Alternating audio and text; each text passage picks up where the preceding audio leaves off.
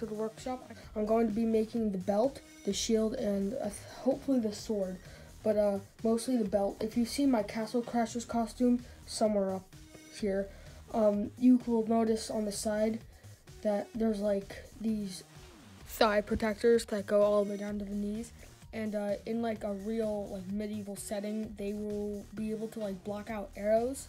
And that's what I'm going to be doing today. I'm just going to like make the belt and then cover up with some like fabric just to make it look better. And that's another piece of so I don't have to use cardboard for thigh pads. And also I thought it looks pretty cool on the costume. So as you can see here, I have my armor stand down here. The back armor piece is kind of hard to see. Only when I'm wearing it, it would be able to you would be able to understand this more.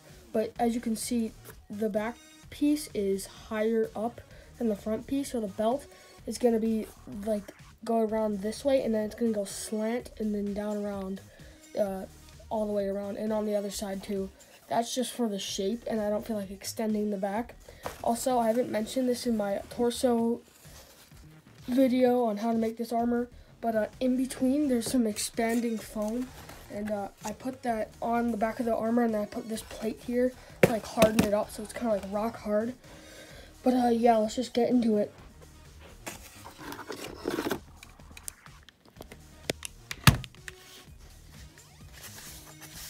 So right here, I have this big strip of cardboard, and I put it on. I looked in the mirror, and I made sure I had it on straight, and then I added these registration marks so I can line it up again. And it covers up the rest of my body that high up, and then what I'm going to do is I'm going to cut it this way down, because like it's like slanted down with the armor, and then on the other side too. Alright, so now I cut out the shape, and in order to replicate that one side, you flip it over and just cut it again.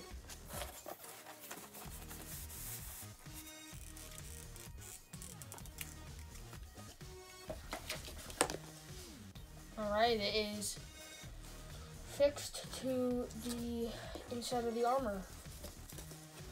Okay, so now that I have the belt put on like this, then you can get more strips of cardboard. It has a tire mark on it, but you can cut it to the size of the strap and make it long enough so it can actually fit around your torso.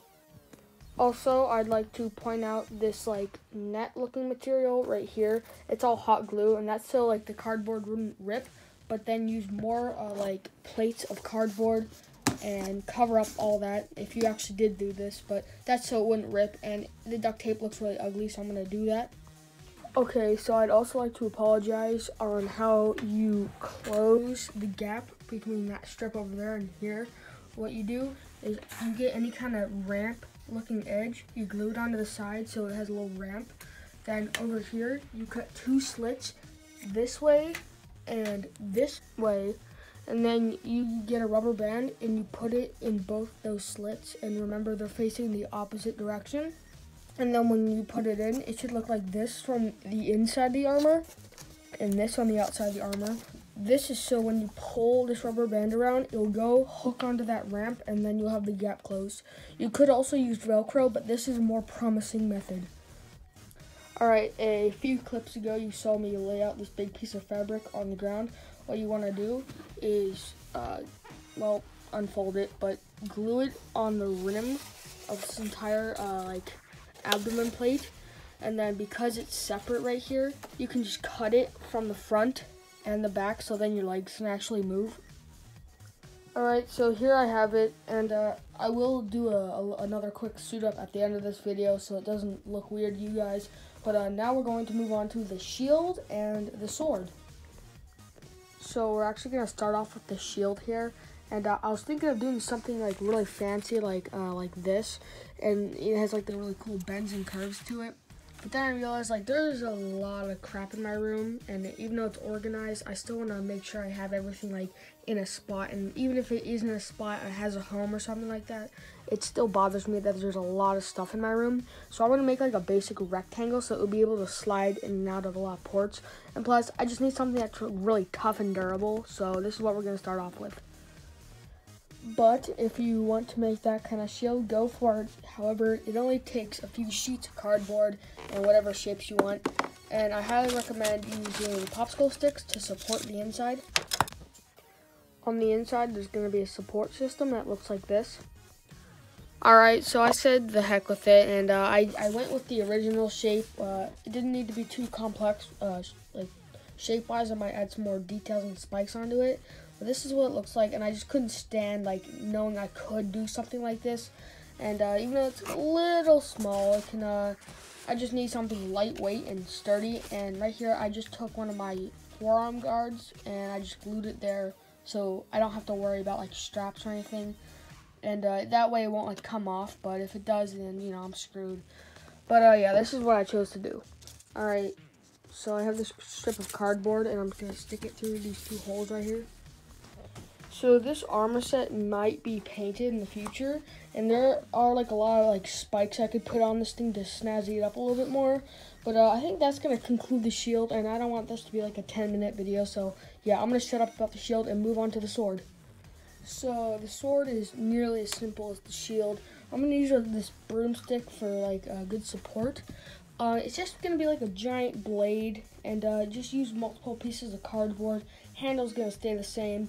I'm having a duel with one of my friends, so I don't need to make anything special. I just need to make a giant strong sword, which I can like, you know, lumberjack with. So I don't want to do like anything special for the sword. It's gonna be broken anyway at the end of the fight. So all I need is just something that will give me an advantage, kind of like a baseball bat.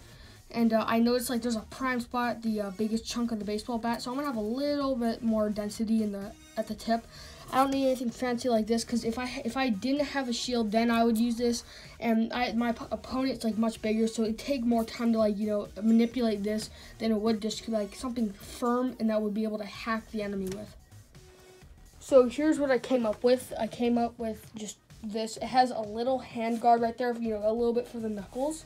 And this was kind of just what it looks like in my hand. And I need something that wasn't too heavy, but it did the job to hack. I hacked right on this box right here, and I added popsicle support, and it really did the purpose I wanted it to, was to build up all that concentration into like the blade I made it out of.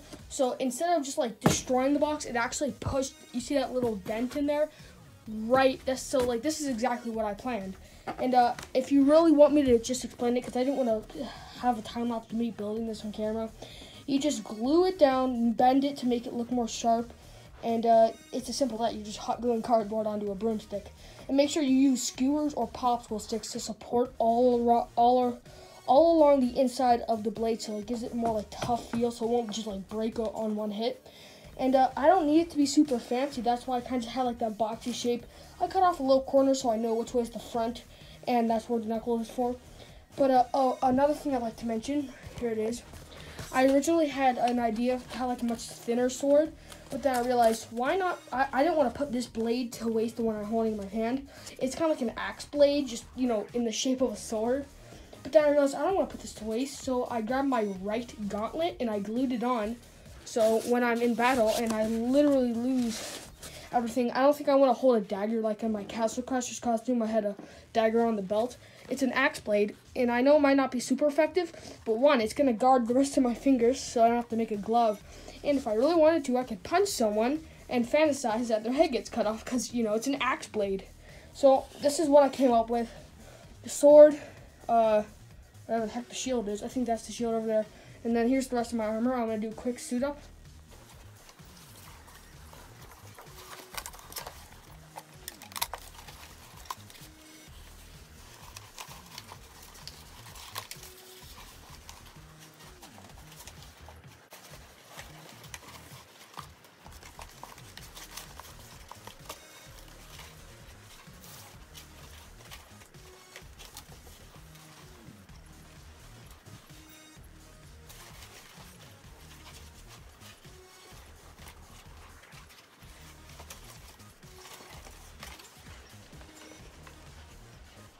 So this is how it all looks, and if you want to know how to make shin guards, you can look at my Castle Crashers video somewhere up here.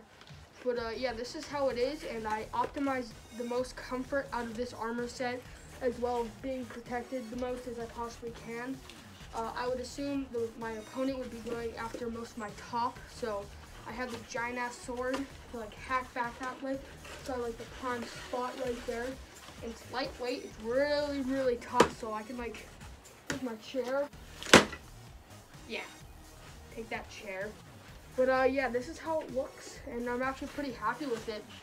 I hope you guys enjoyed this proper, and I say proper cardboard armor set because people just put their bodies in duct tape and call that cardboard armor. It's not. It's really not. Well, once more, I hope you guys enjoyed this video. And if you like the rest of my builds that I do,